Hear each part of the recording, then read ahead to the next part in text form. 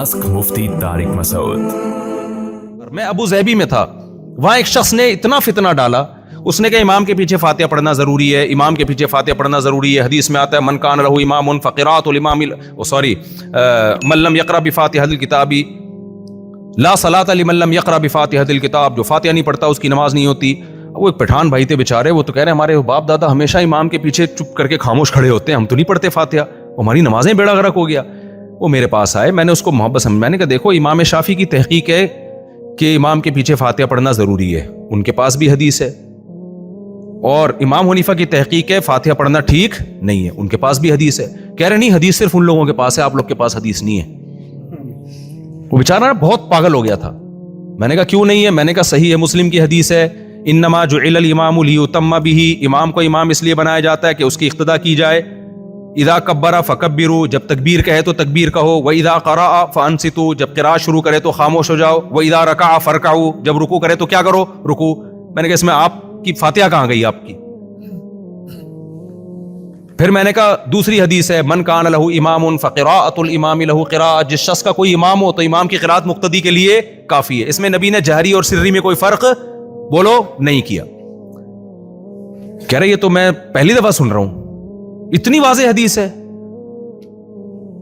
तो मैंने कहा आप इसलिए पहली दफा सुन रहे हो कि आपने एक तरफ की बातें सुन सुन के ना दिमाग में बिठा लिया है कि ये जो हनफी होते हैं या अबू हनीफा थे, उनको कुरान और सुन्नत का पता ही नहीं था।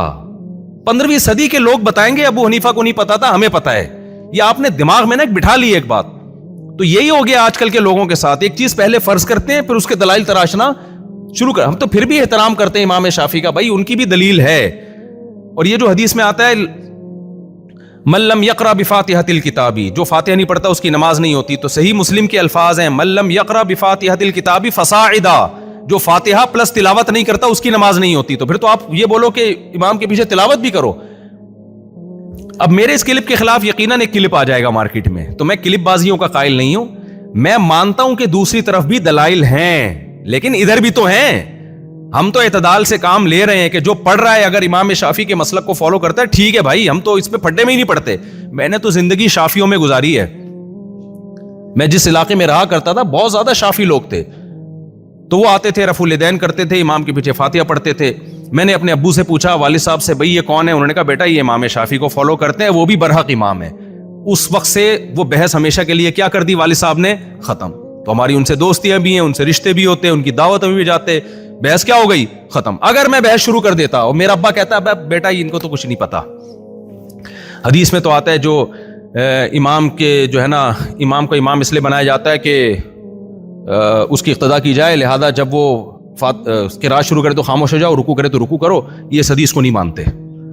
तो इससे फ़िरक़ावारियत खत्म होती या बढ़ती? बढ़ती। आज तक मेरा शाफियों से फड्डा ही चल रहा होता।